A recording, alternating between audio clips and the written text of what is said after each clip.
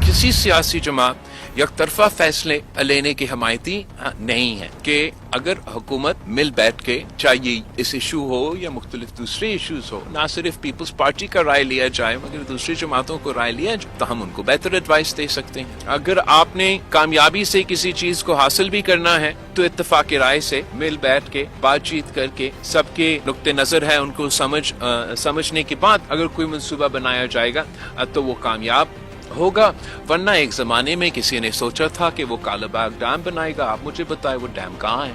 वो भी एक यकतरफा फैसला था, ये भी एक यकतरफा फैसला है। आज की सियासी सूरत हाल में भी जो यकतरफा फैसले होंगे उन पे अमल दरामद मुश्किल होगा। सिंध दरिया ते कैनाल अॾण वारो फ़ैसिलो बि कालाबाग डैम जी एक तरफ़ो आहे जेको नाकाम थी वेंदो। सिंध के कॾहिं बि NFC जो मुकम्मल हिस्सो न मिलियो आहे। वफ़ाक़ी सरकार वटि एतिरी अक्सरियत नाहे जो हिक तरफ़ा फ़ैसला करे। नून लीग खे कामयाब हुकूमत करणी आहे त इत्तफ़ाक़ी राय सां फ़ैसला करणा पवंदा। जेको फ़ैसिलो वफ़ाक़ खे कमज़ोर कंदो उन ते पीपल्स पार्टी जो रद्दअमल ईंदो। हुकूमत जी महांगाई घटि करण जी दावा रुगो काग़ज़ जी हद ताईं नज़र अचे पई। हिननि जी सियासत मोटरवे खां शुरू थी मोटरवे ते ख़त्म थी वई। पीपल्स पार्टी चेयरमैन बिलावल भुट्टो ज़रदारी जी नतीदेरे में मीडिया सां ॻाल्हि ॿोल सां चवणु आहे त डिजिटल दौर में हुकूमत इंटरनेट बंदि करे छॾी आहे। समुंड में कहिड़ियूं मछियूं आहिनि जेके रुगो पाकिस्तान जी इंटरनेट केबल खाई वञनि थियूं।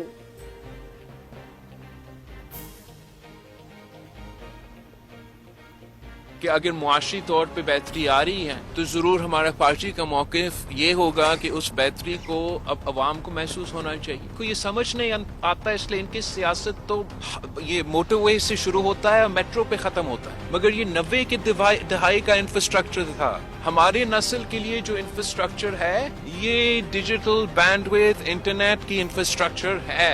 यहाँ मैं कह रहा हूँ कि चेक्स एंड बैलेंसेस भी हो, बैंडविड्थ तो दे, इंफ्रास्ट्रक्चर तो दे, पहले तो पहुंचाए आप वो हक अवाम को, वो हाई स्पीड इंटरनेट पहुंचाए। हर दिन कोई दूसरा नया बहाना। कभी वो मानते हैं कि जी हाँ हम बंद करने जा रहे हैं, कभी वो कहते नहीं हमने ऐसे कुछ किया ही नहीं है, कभी वो कहते हैं कि हमारा तार कट जाता है, कभी वो कहते हैं कि कोई टेस्टिंग हो रहा है। अब आप मुझे बताएं कि पाकिस्तान के इंटरनेट केबल्स में ऐसे क्या है कि जो हमारे समंदर के मछलियां हैं वो सिर्फ पाकिस्तान के इंटरनेट केबल्स खाते रहते हैं। सखर में डॉक्टर ज़ियाउद्दीन यूनिवर्सिटी अस्पताल जो ख़र्च सिंध हुकूमत भरींदी। अस्पताल कायम करण लाइ कोशिशुनि ते डॉक्टर आसिम हुसैन के ख़राज तहसीन पेश करियूं था। यूनिवर्सिटी में मेडिकल जा शागिर्द आला तालीम हासिल करे सघंदा। सखर में आलमी मयार जी अस्पताल ठाही वई आहे, अहिड़ी अस्पताल हैदराबाद में बि ठाहींदासीं। सदर आसिफ अली ज़रदारी जो सखर में डॉक्टर ज़ियाउद्दीन यूनिवर्सिटी कैंपस जे इफ्तिताही तकरीब खे ख़िताब। सदर आसिफ अली ज़रदारी ख़ासि उॾाम ज़रिए सखर खां नवाबशाह पहुची वियो। पार्टी अॻवाननि पारां हजिया। सदर 2 ॾींहं ज़रदारी हाउस नवाबशाह में तरसंदो। पार्टी अॻवाननि सां मुलाक़ातुनि समेत वालदेन जे मज़ारनि ते बि हाज़िरी भरींदो। 15 ॾींहनि में अहिड़ो छा थी वियो जो तहरीक इंसाफ़ ॻाल्हियुनि ते राज़ी थी वई। PTI बानी जी तारीख़ आहे, हू कंहिंसां बि सचो नाहे। को हिकिड़ो माण्हू ॿुधाए जंहिंसां बानी PTI वफ़ा कई हुजे। बचाव वारे वज़ीर ख़्वाजा आसिफ जो लाहौर में तकरीर खे ख़िताब सां चवणु आहे त हू माण्हू क़ैद हुजे, केसनि में रुली रहियो हुजे ऐं ॻाल्हियूं करण जी ॻाल्हि करे थो त थोरो गौर करणु घुरिजे। हू माण्हुनि खे इस्तेमालु कंदो आहे। ॻाल्हियूं ज़रूरु कयो पर हू वार्निंग ॾेई रहियो आहे त इस्तेमालु न थी वञो। हुकूमत सची नियत सां ॻाल्हियुनि जी कामयाबी चाहे थी। ॻाल्हियूं कंदड़नि में नवाज़ शरीफ, सदर आसिफ अली ज़रदारी ऐं PTI बानी जा नाला बि हुजणु घुरिजनि। वज़ीर आज़म जे सलाहकार राणा सनाउल्ला चयो आहे त जेसीं ताईं समूरा सियासतदान गॾिजी न वेहंदा मुल्क खे बहराननि मां नथो कढी सघिजे। इन खां पहिरीं सभिनी खे ग़लतियूं तस्लीम करणी पवंदियूं। बिजली जी ओवर बिलिंग कंहिं बि सूरत में क़बूलण जोगी नाहे। ओवर बिलिंग में मुलविस ऑफिसरनि ख़िलाफ़ सख़्त कार्रवाई थींदी। वज़ीर आज़म शहबाज शरीफ नोटिस वठी छॾियो। वज़ीर आज़म जी सदारत हेठि बिजली विच कंदड़ कंपनियुनि जी कारकर्दगी बाबति इजलास। वज़ीर आज़म हिदायत कई त स्मार्ट मीटर्स लॻाइण जो कमु जल्द खां जल्द मुकमल कयो वञे त जीअं बिलिंग जे निज़ाम में शफ़ाफ़ियत आणे सघिजे। बिजली चोरी जी रोकथाम लाइ इस्ताइता क़दम खयां वञनि। बिजली विच कंदड़ कंपनियुनि में अफ़रादी क़ुव्वत जी भर्ती मेरिट ते कई वञे। भर्तियुनि जे अमल में शफ़ाफ़ियत ते का कोताही बर्दाश्त न कई वेंदी। बिजली कंपनियुनि जे CEOs जी मुक़ररी जो अमल जल्द खां जल्द मुकमल कयो वञे। पाकिस्तान के खिते में सब खां सस्ती बिजली फराहम कंदड़ मुल्क बणाईंदासीं। तवानाई जे शोबे में सुधारनि जो अमल जारी आहे। जून महीने खां हिन वक़्त ताईं बिजली जी क़ीमतुनि में तमामु घणी घटिताई आई आहे। मौजूदा हुकूमत जी कारकर्दगी अवाम जारी रखणु चाहियूं था। असां चाहियूं था त ईंदड़ 4 सालनि में तवानाई जो शोबो बहरान मां निकिरी वञे। बिजली जी ख़रीद ऐं विकिरे जे लाइ कंपनी जो क़याम अमल में आंदो वियो आहे। असांजी सियासी मुख़ालिफ़ PTI बानी अदम इस्तेहकाम पैदा कयो। PTI बानी जे चवण ते असांजे ख़िलाफ़ सोशल मीडिया ते मुहिम हलाई पई वञे। वज़ीर आज़म सप्लाई वारे निज़ाम जी रीस्ट्रक्चरिंग जी मंज़ूरी ॾिनी। असां ख़ुदि मुख़्तियार ऑपरेटिंग निज़ाम आणे चुका आहियूं। EVs जो कमु तॾहिं शुरू थींदो जॾहिं तवानाई वारी वज़ारत कानून ठाहींदी। अहिड़ो माहौल पैदा करे रहिया आहियूं त इलेक्ट्रॉनिक बाइक्स जे ख़र्चनि में घटिताई अचे। तवानाई वारे वफ़ाक़ी वज़ीर अवैस अहमद लगारी जी प्रेस कॉन्फ्रेंस। सिक्योरिटी फोर्सेस खारजी फितने जी दहशतगर्दनि जी अफ़गान तालिबान जी चेक पोस्ट जो इस्तेमाल करे पाकिस्तान में दाख़िल थियण जी कोशिश नाकाम बणाए छॾी। कार्रवाई में 15 खां वधीक दहशतगर्दनि जे मारिजण जा इतला। सिक्योरिटी ज़रिए मौजूद दहशतगर्दनि अफ़गान तालिबान जी चेक पोस्ट जो इस्तेमाल करे दाख़िल थियण जी कोशिश कई। 20 खां 25 ख़ारजिन कुरम ऐं उत्तर वज़ीरिस्तान ज़रिए दाख़िल थियण जी कोशिश कई। सिक्योरिटी फोर्सेस बर वक़्त कार्रवाई करे दहशतगर्दनि जे पाकिस्तान में दाख़िल थियण जी कोशिश नाकाम बणाई। पाराचीनार वाक़े ख़िलाफ़ सिंधी राजधानी कराची जे 13 मुख़्तलिफ़ हंधनि ते मज़हबी जमायत जा एहतजाजी धरना। रोड ट्रैफ़िक जे लाइ बंदि। शहरी तकलीफ़ुनि खे मोड़ण लॻा। नुमाइश चौरंगी गुलिस्तान जौहर कामरान चौरंगी अबुल हसन अस्फानी रोड ते अब्बास टाउन ऐं यूनिवर्सिटी रोड ते सफ़ारी पार्क वेझो धरना। सरजाणी शमसुद्दीन अज़ीमी रोड नवाब सादिक खान रोड नाज़िमाबाद नंबर 1 ते धरणो जारी। शाहराह पाकिस्तान अंचोली शाहराह फैसल स्टार गेट वटि धरणे सबब कारसाज सां ड्रिग रोड जे ॿिन्ही पासनि वटि ट्रैफ़िक जो दबाव।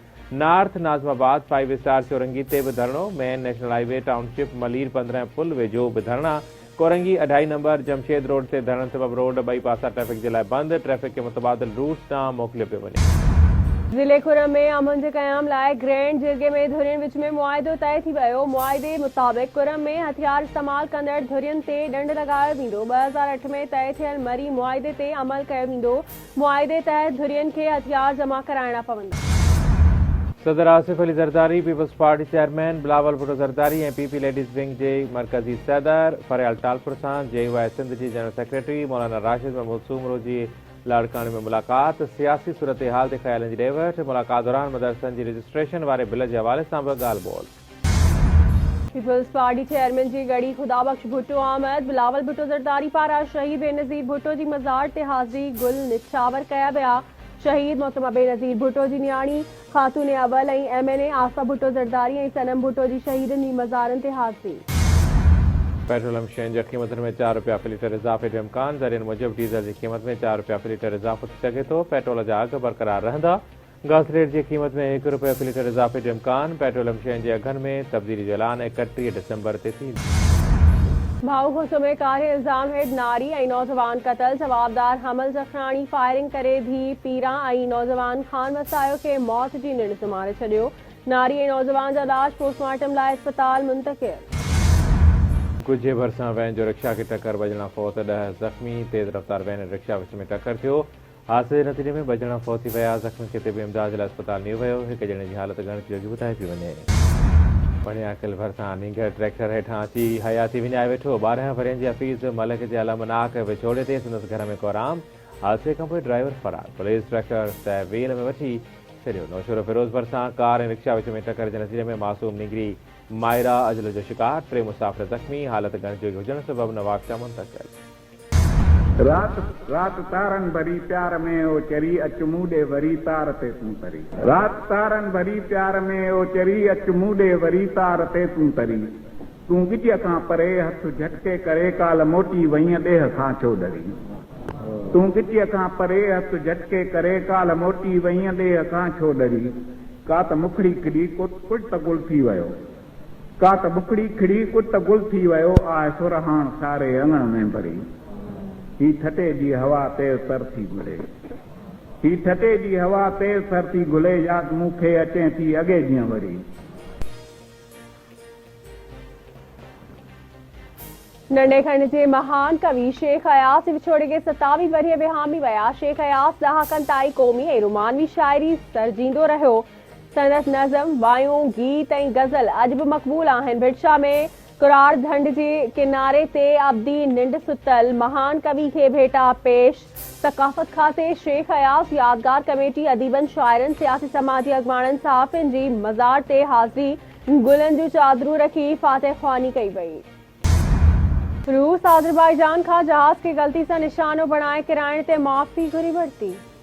रूसी सदर व्लादिमीर पुतिन जो आज़रबाईजान जे हम मुंसिब इल्हाम अलीयव सां फोन ते राब्तो वाक़े ते ॾुख ऐं अफ़सोस जो इज़हार। रूसी सदर व्लादिमीर पुतिन चयो आहे त रूसी फ़िज़ाई हदुनि में यूक्रेनी ड्रोन हमले दौरान आज़रबाईजान जे जहाज़ सां हादसो पेश आयो, जंहिं ते मुआज़रत कयां थो। रूस जो फ़िज़ाई दिफ़ाई सिस्टम यूक्रेनी हमलनि खे नाकाम बणाइण में रुधल हो त वाक़ियो पेश आयो, जंहिं जांच करे रहिया आहियूं। ज़िम्मेवारनि खे सज़ा ॾिनी वेंदी। गुज़िरियल ॾींहुं आज़रबाईजान जहाज़ हादसे में 38 ॼणा अजल जो शिकार थिया हुआ। रूस अमेरिका खे हेठ में तजुर्बा करण खां ख़बरदार करे छॾियो। रूस तरफ़ां नए चूंडियल अमेरिकी सदर डोनाल्ड ट्रंप जे इंतज़ामिया खे ख़बरदार कयो वियो आहे त जेकॾहिं वाशिंगटन ॿीहर एटमी तजुर्बा शुरू कया त मॉस्को पंहिंजा ऑप्शन खुलियल रखंदो। पर ॾही ख़ाबरू इदारे जी रिपोर्ट मूजिबि रूस अमेरिका ऐं चीन पंहिंजे एटमी हथियारनि खे जदीद बणाइण ते कमु करे रहिया आहिनि, जंहिंसां सोवियत यूनियन ऐं अमेरिका विच में सर्द जंग जे दौरे जे हथियारनि ते कंट्रोल करण वारा मुआहिदा बि टुटी रहिया आहिनि। चीन जो सफ़ारती मुहाज़ से अमेरिका के मुंह तोड़ जवाब। 7 दिफ़ाई कंपनियुनि ते पाबंदी मढ़े छॾी।